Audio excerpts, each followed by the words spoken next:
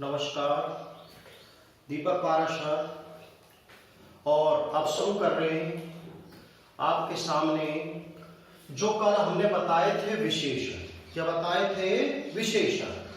विशेषण के मैंने 4 भेद बताए थे। कितने भेद बताए थे? 4 भेद मैंने आपको विशेषण के बताए। गुणवाचक, संख्यावाचक, सार्वनामिक और परिमाणवाचक। अब मैं इनको आपको समझाता हूं। बोर्ड में डायरेक्ट क्वेश्चन आता है, संख्यावाचक विशेषण किसे कहते हैं? उदाहरण दीजिए। या एक उदाहरण देके पूछेगा प्रस्तुत वाक्य में कौन से विशेषण का प्रयोग किया गया, परिभाषा दीजिए। 2 तरीके से क्वेश्चन पूछे जाएंगे।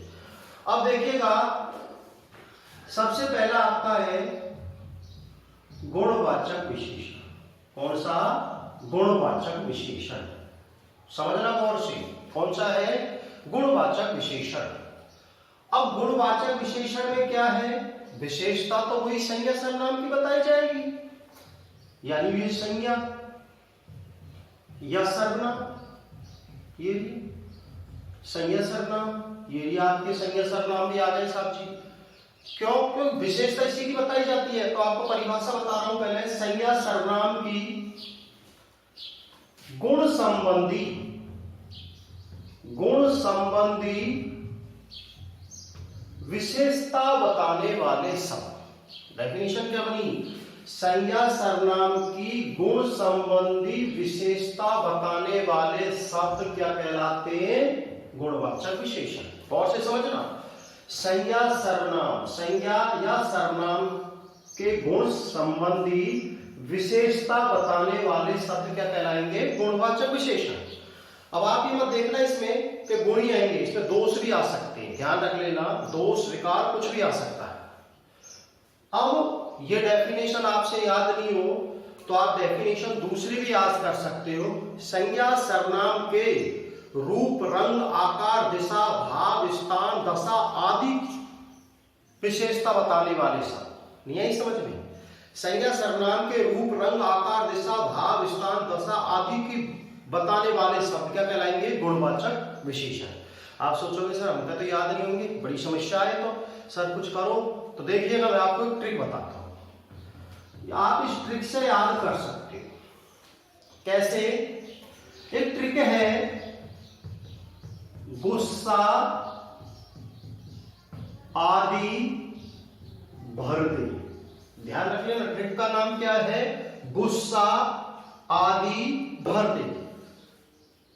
कोई बुढ़िया थी, वो सभी डिमेरिट उसके अंदर थे, केवल गुस्सा नहीं करती थी। गुस्सा इसलिए नहीं करती थी, आप कुछ भी कह दो, गुस्सा नहीं करती थी क्योंकि वो सुनती नहीं थी। तो एक गुस्सा नहीं करती थी, तो गुस्सा भी उसके अंदर एक विकार उत्पन्न हो गया। तो यहां गैसे बनेगा आपका गुण। ध्यान रख लेना, यहां इससे बनेगा आदेश ऐसे स्थान। क्या बना? स्थान। तीसरा से बनेगा समय। चौथा यहां आ से बनेगा आकार। और 5वां यहां दी से बनेगा दिशा। और भय से बनेगा आपका यहां छठा भाव। और रे से बनेगा आपका 7वां रंग। और दे से बनेगा आपका 8वां दशा। गौर से समझिएगा, मैंने ये समझाया, इसको समझना।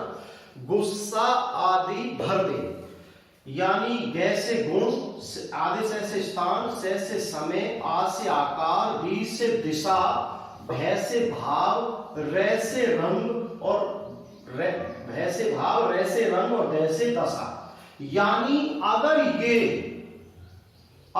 ये किसी संज्ञा सर्वनाम की बताई जाए, अगर किसी संज्ञा सर्वनाम की ये बताई जाए, तो वहां कौन सा होगा?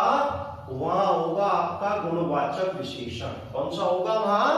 गुणवाचक विशेषण। ध्यान रखना है, गुणवाचक विशेषण होगा। जैसे लिख दिया मैंने मीठा से, समझना, तो ये मीठा हो गया गुण, क्योंकि सेब की विशेषता बताई गई है, ये गुण बताया गया उसका। ठीक है। अगर मान लीजिए मैंने लिख दिया आपका कि मोटा मोटी रोटी, तो रोटी की विशेषता क्या बताई? मोटी, ये उसकी दशा बता दी। अगर मान लीजिए मैं पूछ लूं आपको यहां पर नया मकान, क्या पूछा मैंने? नया मकान, तो मकान की विशेषता क्या बताई? नया, ये ध्यान रख लेना। मैं लिख दूं आपको पोला बांस, तो बांस की विशेषता क्या बताई? पोला, ध्यान रखने वाली बात है, पोला बताई गई है, बांस की विशेषता ध्यान रख लेना। मैं लिख दूं मधुर वाणी, तो यह वाणी की विशेषता बताई गई है मधुर, ये गुण में ही आएंगे सबके सब, ध्यान रख लेना है।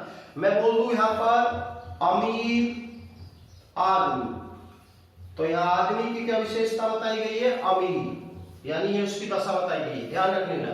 तो ध्यान रखने वाली बात है, गुणवाचक विशेषण संज्ञा सर्वनाम के गुण संबंधी विशेषता बताने वाले क्या कहलाएंगे? शब्द गुणवाचक विशेषण। या मैंने दूसरी परिभाषा बताई है कि अगर किसी संज्ञा सर्वनाम के गुण, स्थान, समय, आकार, दिशा, भाव, रंग, दशा आदि विशेषता बताते तो वो क्या कहलाएंगे? गुणवाचक विशेषण। अब आपको यहां देख लेना।